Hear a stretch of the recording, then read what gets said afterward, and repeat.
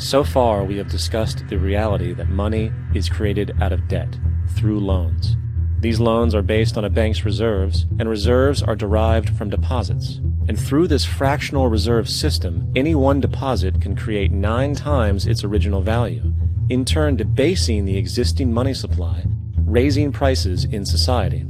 And since all this money is created out of debt and circulated randomly through commerce, people become detached from their original debt, and a disequilibrium exists, where people are forced to compete for labor in order to pull enough money out of the money supply to cover their costs of living.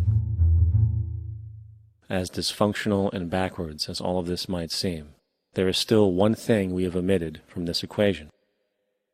And it is this element of the structure which reveals the truly fraudulent nature of the system itself: the application of interest. When the government borrows money from the Fed, or when a person borrows money from a bank, it almost always has to be paid back with accrued interest. In other words, almost every single dollar that exists must be eventually returned to a bank with interest paid as well. But if all money is borrowed from the central bank and is expanded by commercial banks through loans, only what would be referred to as the principal is being created in the money supply. So then, where is the money to cover all of the interest that is charged? Nowhere. It doesn't exist. The ramifications of this are staggering, for the amount of money owed back to the banks will always exceed the amount of money that is available in circulation. This is why inflation is a constant in the economy, for new money is always needed to help cover the perpetual deficit built into the system, caused by the need to pay the interest. What this also means is that mathematically, defaults and bankruptcy are literally built into the system, and there will always be poor pockets of society that get the short end of the stick. An analogy would be a game of musical chairs, for once the music stops, somebody is left out to dry. And that's the point. It invariably transfers true wealth from the individual to the banks. For if you are unable to pay for your mortgage, they will take your property. This is particularly enraging when you realize that not only is such a default inevitable due to the fractional reserve practice, but also because of the fact that the money that the bank loaned to you didn't even legally exist in the first place.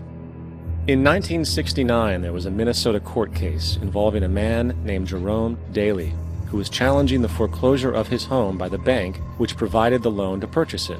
His argument was that the mortgage contract required both parties, being he and the bank, each put up a legitimate form of property for the exchange. In legal language, this is called consideration. Mr. Daly explained that the money was, in fact, not the property of the bank, for it was created out of nothing as soon as the loan agreement was signed. Remember what modern money mechanics stated about loans? What they do when they make loans is to accept promissory notes in exchange for credits. Reserves are unchanged by the loan transactions, but deposit credits constitute new additions to the total deposits of the banking system. In other words, the money doesn't come out of their existing assets. The bank is simply inventing it, putting up nothing of its own, except for a theoretical liability on paper. As the court case progressed, the bank's president, Mr. Morgan, took the stand, and in the judge's personal memorandum, he recalled that the plaintiff, bank's president, admitted that, in combination with the Federal Reserve Bank, did create the money and credit upon its books by bookkeeping entry. The money and credit first came into existence when they created it. Mr. Morgan admitted that no United States law or statute existed which gave him the right to do this. A lawful consideration must exist and be tendered to support the note. The jury found that there was no lawful consideration, and I agree. He also poetically added, "Only God can create something of value out of nothing." And upon this revelation, the court rejected the bank's claim for foreclosure, and Daly kept his home. The implications of this court decision are immense. For every time you borrow money from a bank, whether it is a mortgage loan or a credit card charge, the money given to you is not only counterfeit, it is an illegitimate form of consideration, and hence voids the contract to repay, for the bank never had the money as property to begin with. Unfortunately, such legal realizations are suppressed and ignored, and the game of perpetual wealth transfer and perpetual debt continues. And this brings us to the ultimate question: why? During the American Civil War, President Lincoln bypassed the high-interest loans offered by the European banks and decided to do what the Founding Fathers advocated, which was to create an independent and inherently debt-free currency. It was called the greenback.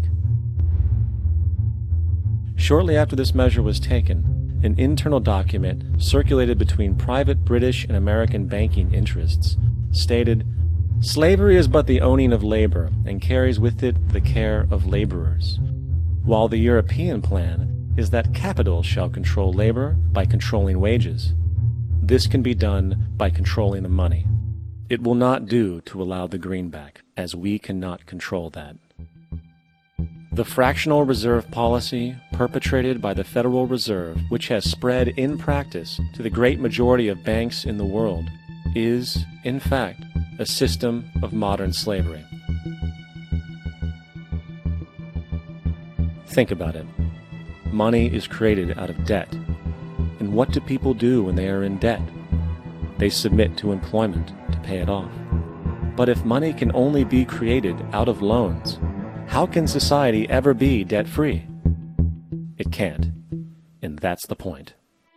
And it is the fear of losing assets coupled with the struggle to keep up with the perpetual debt and inflation inherent in the system, compounded by the inescapable scarcity within the money supply itself, created by the interest that can never be repaid, that keeps the wage slave in line, running on the hamster wheel with millions of others, in effect powering an empire that truly benefits only the elite at the top of the pyramid. For, at the end of the day, who are you really working for? The banks. Money is created in a bank and invariably ends up in a bank. They are the true masters, along with the corporations and governments they support. Physical slavery requires people to be housed and fed.